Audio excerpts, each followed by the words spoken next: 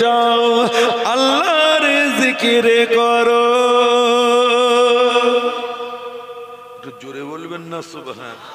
সুবহানাল্লাহ বলাতেই আবার শান্তি হয়েছে। আল্লাহর জিকির বলতে আমরা কি বুঝি?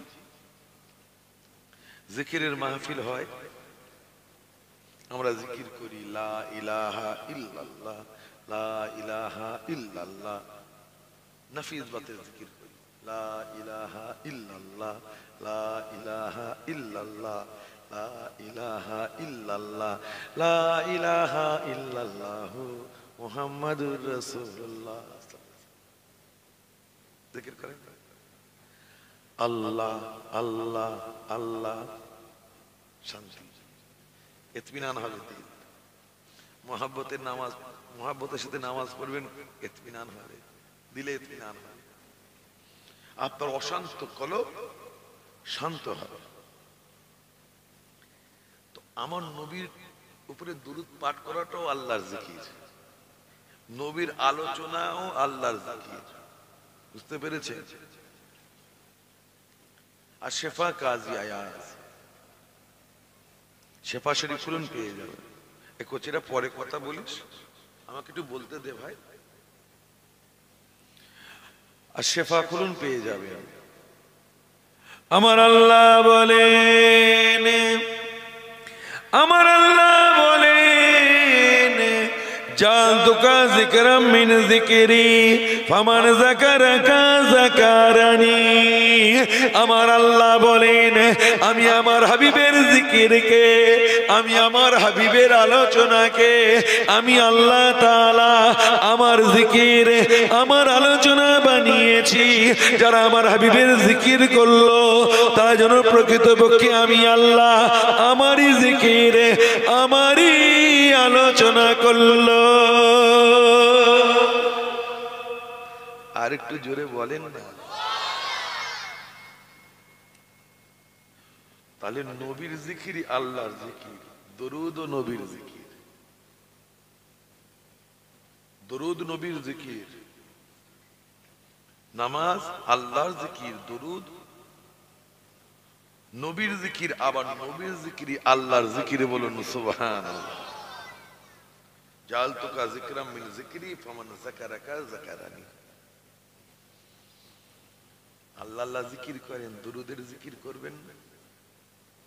দরুদ ও জিকির এটা महत्वपूर्ण, গুরুত্বপূর্ণ। আপনি নামাজ পড়বেন, রোজা রাখবেন, আল্লাহ জিকির করছেন, আল্লাহর নৈকট্য হাসিল হবে। দরুদ শরীফ পাঠ করবেন, নবীর নৈকট্য হাসিল হবে। বলুন সুবহানাল্লাহ। নামাজ পড়লে আল্লাহর নৈকট্য, রোজা রাখলে আল্লাহর নৈকট্য হাসিল হয়, দরুদ শরীফ পাঠ করলে আমার রাসূলের নৈকট্য হাসিল হয়। বলুন সুবহানাল্লাহ।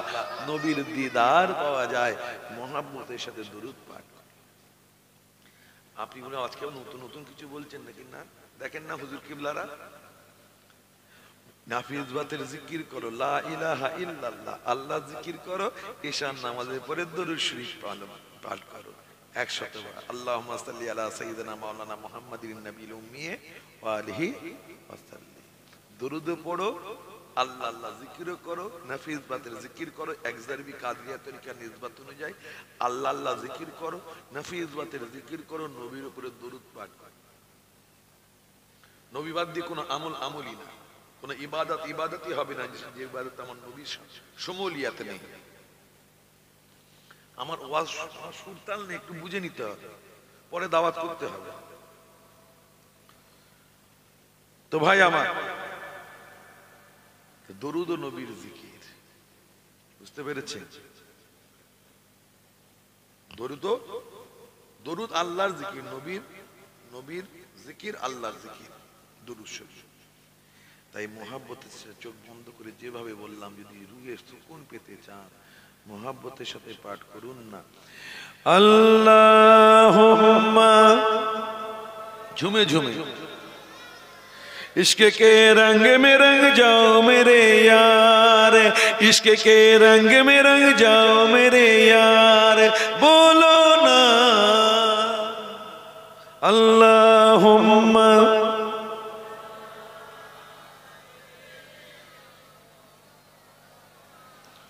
অন্তরে চাইন পাবেন, সুকুন পাবেন। আল্লাহুম্মা সাল্লি আলা,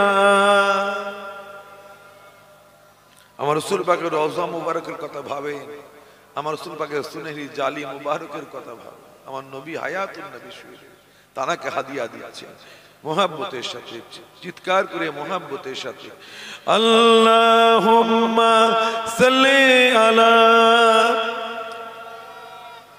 সাইয়্যিদিনা ওয়া আলা আলি সাইয়্যিদিনা।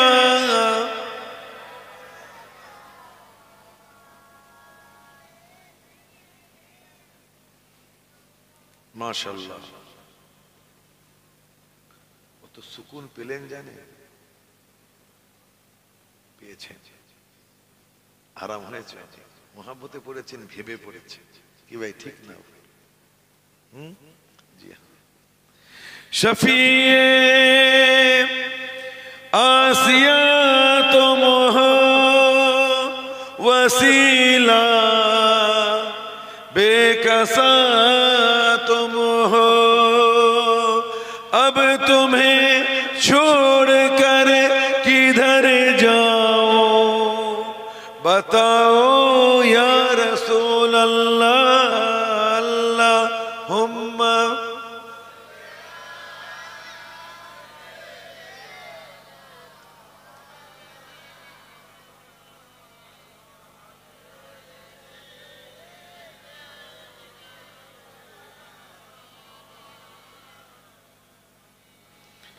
आप पर उतरा है कुरान रसूल अरबी, आप पर कुरान, आप पर उतरा है कुरान रसूल अरबी, आपका नाम है जीशान रसूल अरबी।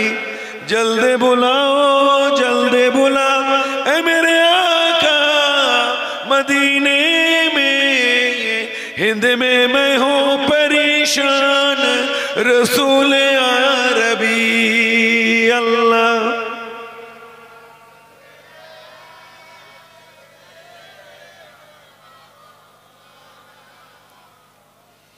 वाला ले।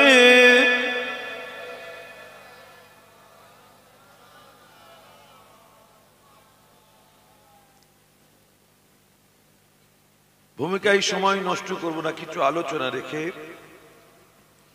আপনাদের খিদমত থেকে বিদায় নেব। আমাদের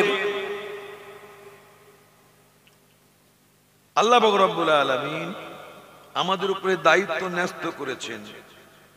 মাশাআল্লাহ, বয়স্ক ভাইরা রয়েছেন, মধ্যবয়স্ক ভাইরা রয়েছেন।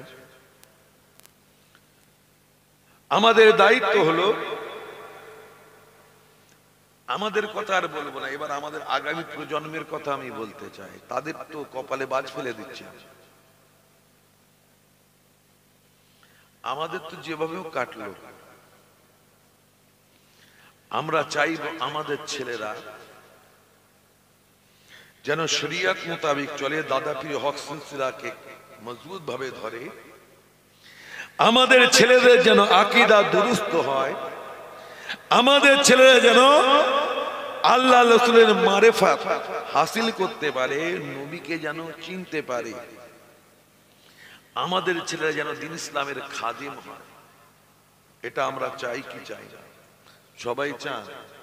তাহলে ছেলে মানুষ করতে হবে, তাই তো? ছেলে মানুষ যে কিভাবে করতে হয় জানতে পারলাম এই যুদ্ধটা হওয়ার সময়। যুদ্ধ চলছে এখনো, মাঝে মাঝে চলছে। এই ফিলিস্তিনের সাথে ইসরায়েল, হামাস সাথে ইসরায়েল, এই যুদ্ধ অবস্থা দেখে আমি অনুধাবন করলাম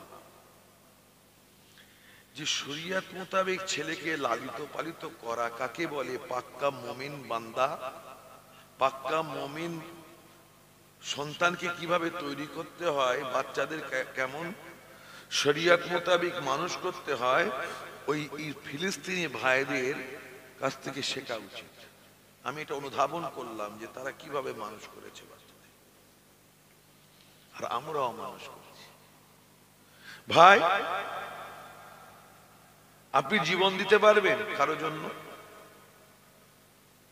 মুখে বলা আলাদা কথা, জাহান দিয়ে দেবো, জাহান দিয়ে দেবো। আর প্রেম করার সময় প্রেমিকাকে বলা আলাদা জিনিস, তুমি আমার জান, তুমি আমার কলজের টুকরো, তুমি আমার জানে জিগার, জানে তামান্না, জানে বাহার, গুলে গুলজার, আমার নূর, আমার জান্নাত, আমার স্বপ্ন, আমার জিন্দেগি, আমার বালমা, আমার গোল্ডেন পাখি। তোমার জন্য আমি আকাশ থেকে চাঁদ এনে দেবো। ডাব পেড়ে দেখ। এই মুখে বলার, কবিতা মাধ্যমে বলা, কবিতার মধ্য দিয়ে বলা আর বাস্তবে করা এক জিনিস। আমরা জান দিতে পারবো কারোর জন্য? পারবো না। মিথ্যা কথা বলবেন না, পারবো না।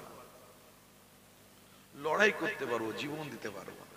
তবে সেই লড়াই যখন করতে যাব, আপনার এই উম্মিদ থাকবে, এই উম্মিদ আপনার আছে বলে আপনি লড়াই যাবেন, আমি জিততে পারি, আমি জিতবই।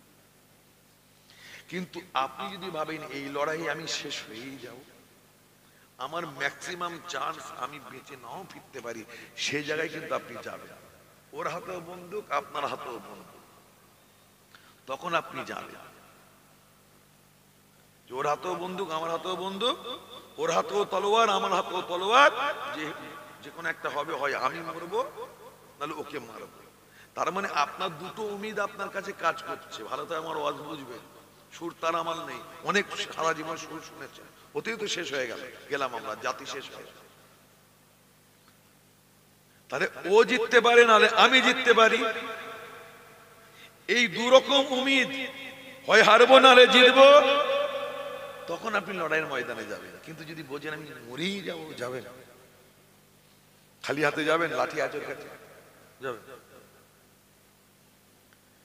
আপনি আমি জীবন দিতে পারবো না।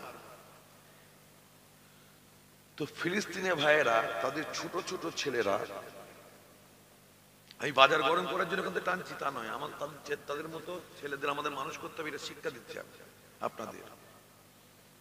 আমিও শিক্ষা নিয়েছি। তো ভাই,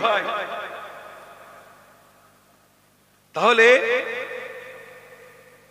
আপনি জীবন দিতে পারবেন না যেখানে আপনার উম্মিদই নেই, চান্স খুবই কম, সেখানে আপনি জান দিতে যাবেন না। যদি চান্স থাকে তবে যাবেন। তো ওই ফিলিস্তিনি ভাইরা যে যুদ্ধের ময়দানে যাচ্ছে, তারা জানে তাদের চান্স। ইমাম মেহেদী আসবেন, বাইতুল মুকাদ্দাস ফাতহ হবে, কি ভাই ঠিক না? তাহলে এখন লড়াই করে কি হবে? কথা বুঝতে পারছেন না?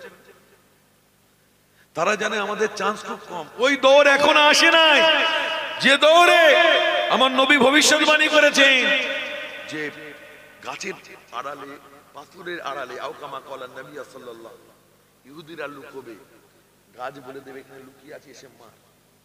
পাথর বলে দেবে এখানে লুকিয়ে আছে, মার, মার, দুশমন আছে। ওই দৌড় আসে নাই। তাহলে চান্স জিরো, তবুও ময়দানে কেন? জানেন কেন? আপনি তখনই জীবন দিতে পারবেন কারো জন্য যদি তার প্রতি আপনার বেতাহাশা মহব্বত থাকে, বেইন্তেহা, যে মহব্বতের কোনো হাদ নেই, বেহাদ যদি কারো প্রতি আপনার ভালোবাসা থাকে, তখনই জীবন দেওয়া যায়। সারা জীবন আলেম ওলামাদের মুখে শোনেন, নবীকে জানের চাইতে ভালো বাস্তবে শুনেছেন, সেই কাইফিয়াত আমাদের অন্তরে পয়দা হয় নাই, কারো অন্তরে পয়দা হয়নি। আমার খালি বলি, যদি আপনাকে জিজ্ঞাসা করি ভাই আল্লাহকে ভালোবাসো, সর্বপ্রথম কাকে ভালোবাসো? চট করে বলে আল্লাহকে, তারপরে নবীকে, তারপরে মা বাপকে। ওটা সিরিয়াল বলতে না, বাস্তবে না। আপনি আপনার স্ত্রীর চাইতে, মা বাপের চাইতে আল্লাহকে বেশি ভালোবাসতে পারেন। আল্লাহর মা বাপকে যদি কেউ মোড় মাথায়, আপনার আমার আব্বাজানকে যদি কেউ মোড় মাথায় মারে যে কোনো কারণে, আপনি ছুটে যাবেন, প্রতিবাদ করবেন। জীবনে আপনি মারপিট করেননি, তবু আপনি ঘুষি তুলবেন তাকে মারার জন্য। কি ভাই ঠিক না বেঠিক? কেন? আপনার আব্বার প্রতি আপনার বেতাহাশা মহব্বত রয়েছে, বেহাদ মহব্বত। কথা বুঝতে পেরেছেন? তার জন্য আপনার পরিচয় জ্বালা হলো, আমার বাপকে বলছিস, আমার বাপের বিরুদ্ধে কথা, আমার বাপকে মারলি, বাপের কলার ধরলি। আপনার মাকে লাঞ্ছিত করছে কোন জায়গায়, আপনি সহ্য করতে পারবেন না, বেতাহাশা মহব্বত। তাহলে ভালোবাসা আপনাকে প্রতিবাদী করে দেবে, তাই তো? জান দিতে গেলে ভালোবাসার হাতটা অনেক বেশি হতে হয়। আল্লাহ রাসূলকে ভালোবাসতে হবে। লা ইউনাহাদুকুম হাত্তা কুনা আহাব্বা ইলাইহি মিন ওয়ালিদিহি ওয়া ওয়ালাদিহি ওয়ান নাসি আজমাইন। কিতাবুল ঈমান, বুখারী শরীফ। সারা জীবন শুনছেন, মা বাপ পাড়া প্রতিবেশীর চাইতে, দুনিয়ার মানুষের চাইতে নবীকে বেশি ভালোবাসতে হবে। ওমর ফারুককে নবী জিজ্ঞাসা করলেন, তুমি কেমন আমাকে ভালোবাসো? সবকিছু চাইতে বেশি ভালোবাসি। বললেন, নবী আমি মুক্তাসার করে যাও কামা কলাম, জানেন আপনারা এগুলো। তা আমার নবী বলছে, তুমি খাঁটি মুমিন হলে না? ওমর ফারুক এবার বলছেন, আমি আপনাকে আমার জানের চাইতে বেশি ভালোবাসি। আমার নবী বলে, এবার তুমি কামেলে মুমিন হলে। তাহলে জানের চাইতে বেশি আল্লাহ রাসূলকে ভালোবাসতে হবে। সারা জীবন শুনছেন, কিন্তু সেই ভালোবাসার আলাম কাইফিয়াত আমাদের কলবের মধ্যে পয়দা হয় নাই। ওলিদের কলবে পয়দা হয়েছে, ফিলিস্তিনি ভাইদের কলবে পয়দা হয়েছে, ফিলিস্তিনি ছেলেদের অন্তরে পয়দা হয়েছে। তাদের মা বাপ তারবিয়াতটা ঠিক মতো দিয়েছেন। ইশকের চিরাগ, আল্লাহ রাসূলের ভালোবাসার চিরাগ, আমার আল্লাহর নিদর্শনগুলির ভালোবাসার গুরুত্ব তারা তাদের সন্তানদের শিখিয়েছে। আর বাস্তবে তারা ভালোবেসেছেন, তাই ভালোবাসা রূপ হিসেবে ছেলেদের দ্বারাই ফুটে উঠছে। কথা বুঝতে পেরেছে? দুটো পা নেই, আপনারা দেখেছেন না? একজন প্রতিবন্ধী, ফেসবুকে দেখেননি? চামগুলতি বোঝেন? চামগুলতি পাখি মারা হতো, অনেক ছেলেরা সেই গোল গোল ভাঁটা বা মাটির গোল গোল করে গুলি মতো করে, আর এইভাবে এরকম চাম দিয়ে আছে, টেনে মারবো নাকি মোবাইল, চামগুলতি পাখি মার। কথা বুঝতে পেরেছেন? তো প্রতিবন্ধী দুটো পা নেই, 60 জন না 70 জন ইসরায়েলি সেনাদের জাহান্নামায় পাঠালো। সে জানতো সে বাঁচবে না, কেন? তার পাই নেই। তাদের কাছে আধুনিক অস্ত্র রয়েছে, এর কাছে গুলতি রয়েছে। গুলতিতে কোনো লড়া যায়? তাহলে বেতাহাশা মোহাব্বত, আল্লাহর প্রতি বেতাহাশা মোহাব্বত, রাসূলের প্রতি বেতাহাশা মোহাব্বত, বাইতুল মুকাদ্দাসের প্রতি বেতাহাশা মোহাব্বত, তাকে কি করলো? জীবন উৎসর্গ করতে কি করলো? উৎসাহ দিল। আল্লাহ মাদাদ করলেন, আল্লাহ মাদাদ করলেন। 60 জন না 70 জনকে সে জাহান্নামায় পাঠিয়ে গুলতি করে। জায়গা মতো লাগলো কি করে? যদি আপনার হাতে আমি বন্দুক মারি, গুলি, আপনার হাতে যদি গুলি লাগে আপনি মরে যাবেন? কথা বলে, পায়ে লাগলে মরবেন, কিন্তু জায়গা মতো যদি লাগে মরে যাবে। তো গুলতিগুলো জায়গা মতো লাগলো কি করে? মানে এগুলো পাথর মেরেছে, লাগলো। নবীর ইশকে ফানা যারা হয়, আল্লাহর ইশকে যারা ফানা হয়, আল্লাহ সাহায্য করে। মনে পড়ে গেল বদরের ময়দানে আমার নবীকে আমার আল্লাহ বললেন, কিছু পাথর নিয়ে আপনি কাফেরদের দিকে ছুঁড়ে দেন। আমার ওই পাথর নিয়ে সামনের দিকে ছুঁড়ে দিলেন। ডান দিকে, বাঁ দিকে, পেছন দিকে গেল কি করে? আমার নবী পাথর ছুঁড়লেন। আমার আল্লাহ বলেন, আমার হাবিব, ওমা রমাইতা ইয রমাইতা ওয়ালাকিন্নাল্লাহ রমা। আমার হাবিব, আপনি ছড়েননি, আপনি ছড়েননি, প্রকৃতপক্ষে আমি আল্লাহই ছুঁড়েছি। আর আপনার ছোড়াটা আমি আল্লাহ, আমার ছোড়া হয়ে যায়। ওমা রমাইতা ইয রমাইতা ওয়ালাকিন্নাল্লাহ রমা। হাবিব, আপনি ছড়েননি, আমি আল্লাহ ছুঁড়েছি। আমার ইয়াকিন বলে, বিজদান বলে, ওই জজবা নিয়ে, আল্লাহ রাসূলের মুহাব্বতের চিরাগ নিয়ে ওই লোকটি যখন প্রতিবদী লোকটি ঘর থেকে বার হয়েছিল, যখন গুলতি করে পাথর নিক্ষেপ করছে, জায়গা মতো লাগলো কি করে? আমার আল্লাহ ওই মর্দে মুজাহিদের এই শোক দেখে, এই শাহাদাতের মানে শাহাদাতের শোক দেখে, জিহাদের শোক দেখে মর্দে মুজাহিদকে সাহায্য করেছেন। ও তো ছুঁড়েছে, জায়গা মতো লাগিয়ে দিয়েছে। ফেরেশতারা বলুন সুবহানাল্লাহ। আরে ছুটছে ও, ফেরেশতা ধরে জায়গা মতো পৌঁছে লাগিয়ে দিচ্ছে, বলুন সুবহান। 60 জন জাহান্নামে চলে গেল, 60 থেকে 70 জন। এটা আল্লাহর মাদদ কি মাদদ নয়? জোরে বলবো, আল্লাহর মাদদ কি মাদদ নয়? মাদদ। তারা যুদ্ধের ময়দানে, ফিলিস্তিনি ভাইরা সবাই যুদ্ধের ময়দানে, এক ছেলে শাহাদাত বরণ করছে, আর এক ছেলে চলে যাচ্ছে। বাচ্চারাও ওই যুদ্ধের ময়দানে শিক্ষা দিচ্ছে। কেন? তাদের মা বাপ তাদের শিক্ষা দিয়েছে। এত ভালোবাসা, নবীকে ভালোবাসা শুনে কাজ হচ্ছে না কেন? আমাদের দিল দিমাগে, আমাদের ওয়াজুদে ভালোবাসার রং মিশিয়ে দিতে পারিনি মা বাপ। আল্লাহ রাসূলের ইশকের চেরাগ জ্বালিয়ে দিতে পারিনি কেন? আমরা যখন শুনছি এই বয়সে, এখন শুনে আসর করছে না, কিন্তু মা বাপ যদি তার বাস্তব জীবনে, যদি যখন মানুষ আমাদের করেছিলেন, বাস্তব জীবনে যদি তাকে দেখতাম, সন্তানরা যদি দেখতো তার মা বাপ, সে কত বড় আশিকে রসুল, কত বড় রসুলের প্রতি জান ফিদা। সে যদি দেখতো বাপ মায়ের রসুলের প্রতি, রসুলের শান শওকতের প্রতি ভালোবাসা, মোহাব্বত, রসুলের আদব যদি মা বাপের দেখতো, বাপ দাদার যদি দেখতো, সেই আলামটা, সেই গুণটা তার অন্তর আল্লাহ পয়দা করে দিতেন। বুড়ো বয়সে শুনে আর কি হবে? ফিতরাতি ব্যাপার, ফিতরাতে যদি ইশকে মোহাব্বত থাকে রসুলের প্রতি, আল্লাহর প্রতি, অটোমেটিকই বাস্তব জীবনে ইশকের চেরাগ জ্বলে যাবে, আমল সে করবে, নবীর জন্য জান ফিদা হয়ে যাবে। কথা বুঝতে পেরেছে?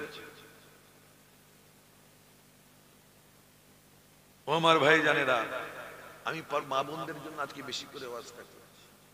হসপিটাল হয়ে গেছে মনে হচ্ছে, হ্যাঁ? কিছু মা বোনেরা জানতো আজকে মানে জেগে আছে। মা বোনেরা কানটা খাড়া করে শোনো, ভালো সোহবতে ভালো হয়, আবার আমি ফিরে আসবো। তুমি যদি তোমার মা যদি আশিকে রসুল হয়, বাপ যদি আশিকে রসুল হয়, মা যদি ফিদায়ে রসুল হয়, বাপ যদি ফিদায়ে রসুল হয়, ছেলে মেয়েরা হবে। বেশি আপনি আশা করতে পারেন। বাপ যদি নামাজি হয়, ছেলেও নামাজি হবে। মা যদি পর্দানাশীনা হয়, বেটিও পর্দানাশীনা হবে। আপনি বেশি আশা করতে পারেন।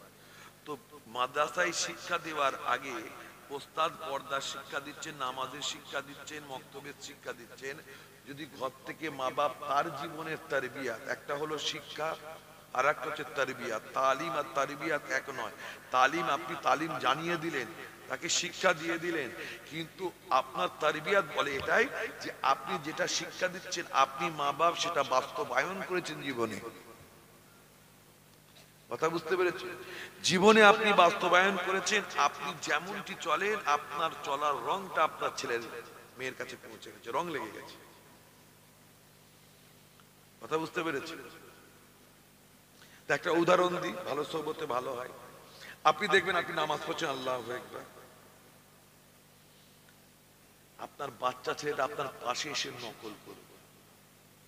7 বছর, 6-7 বছরের বাচ্চাটা এসে আপনি রুকুতে যাবেন, ও রুকুতে যাবে, আপনিও সাজদায় যাবেন, ও সাজদায় যাবেন, নকল করবে, আপনার পিঠে উঠে পড়বে।